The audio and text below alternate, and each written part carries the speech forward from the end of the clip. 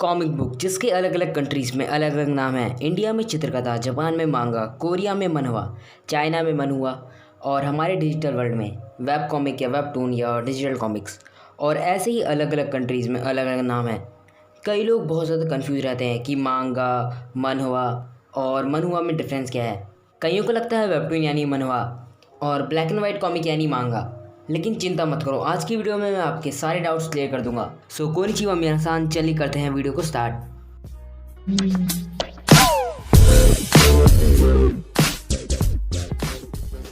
इस वीडियो में मैं आपको कॉमिक, वेब कॉमिक, मांगा, मनहवा, मनहुआ और वेबटून्स के बीच डिफरेंस और सिमिलैरिटीज़ ही बताऊंगा, क्योंकि अगर हिस्ट्री बताने लगा तो बहुत ज़्यादा बड़ी वीडियो बन जाएगी और ऊपर से इनके ऊपर अलग से डेडिकेटेड वीडियो भी बना सकता हूँ मैं। तो ये मैं आपको किसी और वीडियो में बता दूंगा। कॉमिक की हिस्ट्री और ओरिजिन अलग अलग कंट्रीज़ में अलग अलग तरीक़ों से हुई। कॉमिक बुक, जिसे कॉमिक मैगज़ीन या कॉमिक भी कहते हैं, इसके अलग देशों में अलग नाम है। अमेरिका और यूके में कॉमिक, फिलीपीन में कॉमिक्स, जापान में मांगा, चाइना में मनहुआ, कोरिया में मनहवा। हाँ, साउथ कोरिया और नॉर्थ कोरिया दोनों जगह इसे मनहवा कहा जाता है। और इंडिया में चित्रकथा। वैसे ज़्यादातर देशों में कॉमिक का नाम कॉमिक्स ही होता है। कॉमिक को कॉमिक ही कहते हैं, बस उससे थोड़ा रिलेटेड वर्ड हो जाता है अलग। और इंडिया में भी अब कोई चित्रकथा नहीं कहता, कॉमिक्स ही कहते हैं सब। तो चलिए आगे बढ़ते हैं। कॉमिक कलर्ड होती हैं और उन्हें लेफ़्ट टू राइट पढ़ा जाता है। कॉमिक कैसे होते हैं ये तो आप सबको अच्छे से पता होगा।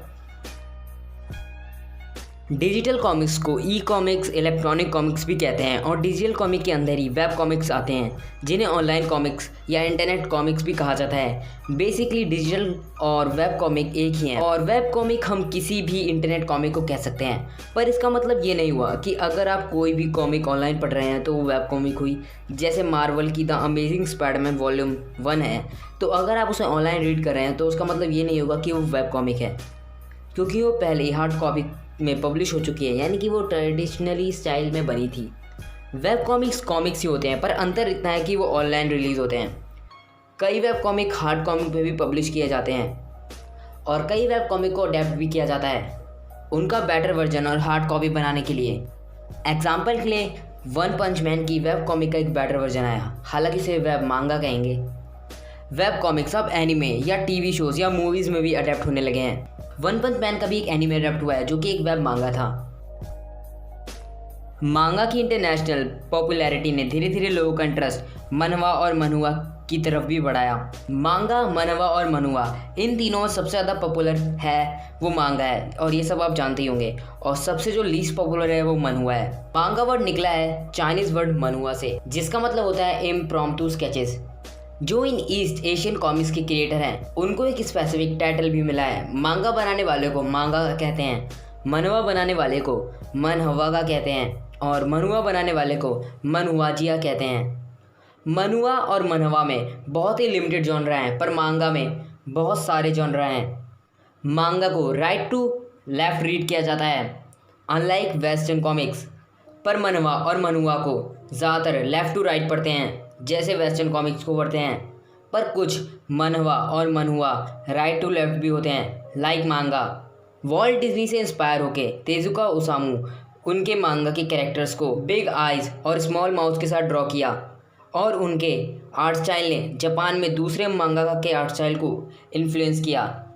पर मनहवा और मनहुआ कैरेक्टर्स ज़्यादा रियलिस्टिक होते हैं मांगा कैरेक्टर्स के मुकाबले। मांगा ब्लैक एंड वाइट में क्रिएट होते हैं, चाहे वो ट्रेडिशनली बने या डिजिटली। पर आजकल कई वेब मांगा कलर्ड में क्रिएट हो रहे हैं। साथ ही कई जो मांगास होती हैं जो बहुत पॉपुलर होती हैं, उसके कुछ स्पेशल एडिशंस भी कलर्ड में क्रिएट होते हैं, या उसकी वॉल्यूम्स को फिर से रिलीज़ किया जाता है कलर्ड में। यहीं दूसरी तरफ मनहवा और मनहुआ ज़्यादातर कलर्ड होते हैं, पर जो ट्रेडिशनली मनहवा और मनहुआ हैं उनमें से कई ब्लैक एंड वाइट भी हैं। मांगा एनीमे में अडेप्ट होते रहते हैं, पर मनहवा और मनहुआ बहुत ही कम एनिमेटेड सीरीज़ में अडेप्ट होते हैं। मांगा का मतलब जापानीज़ कॉमिक होता है, अब चाहे वो कलर्ड बने या ब्लैक एंड वाइट। जो कॉमिक जापान में बन रहे हैं उसे मांगा ही कहेंगे। और ऐसे ही मनहवा और मनहुआ के साथ भी है। मनहवा यानी कोरियन कॉमिक्स और मनहुआ यानी चाइनीज़ कॉमिक्स। अब अगर कोई मांगा राइट टू लेफ़्ट की जगह लेफ़्ट टू राइट बनाएगा तो भी उसे मांगा ही कहेंगे, बस वो मांगा के ओरिजिनल फॉर्मेट में नहीं होगी। पर ये बात भी होनी चाहिए कि उस मांगा को बनाने वाला कोई जापानीज होना चाहिए या फिर वो मांगा जापान में बन रही हो। साथ ही में मैं आपको एक कलर्ड वेब मांगा का एग्जांपल भी दे देता हूँ और उसका नाम है रिलाइफ, जिसे हार्ड कॉपी में भी प्रिंट किया गया है। जो लोग सोचते हैं कि ब्लैक एंड वाइट कॉमिक का मतलब ही मांगा होता है तो वो बिल्कुल गलत हैं। अगर कोई इंडियन, जापानीज, कोरियन या चाइनीज स्टाइल कॉमिक बनाता है तो आप उसे डायरेक्ट एक मांगा, मनहवा या मनहुआ नहीं कहेंगे। उसे आप जापानीज, कोरियन या चाइनीज स्टाइल इंडियन कॉमिक कहेंगे या मांगा, मनहवा, मनहुआ स्टाइल इंडियन कॉमिक कहेंगे। आप कहने को तो उन्हें डायरेक्ट ये कह सकते हैं, पर वो ये है नहीं बिकॉज वो इन कंट्रीज़ में नहीं बने। तो इनके बारे में बस इतना ही। वेबटून एक प्लेटफॉर्म है वेब कॉमिक्स के लिए जिसकी शुरुआत साउथ कोरिया में हुई और वेब कॉमिक बहुत पॉपुलर होने लगा वर्ल्ड वाइड। इसलिए ज़्यादातर मनहवा क्रिएटर्स वेबटून पर अपनी मनहवा पब्लिश करने लगे और ट्रेडिशनली मनहवा को बनाना ऑलमोस्ट बंद हो गया।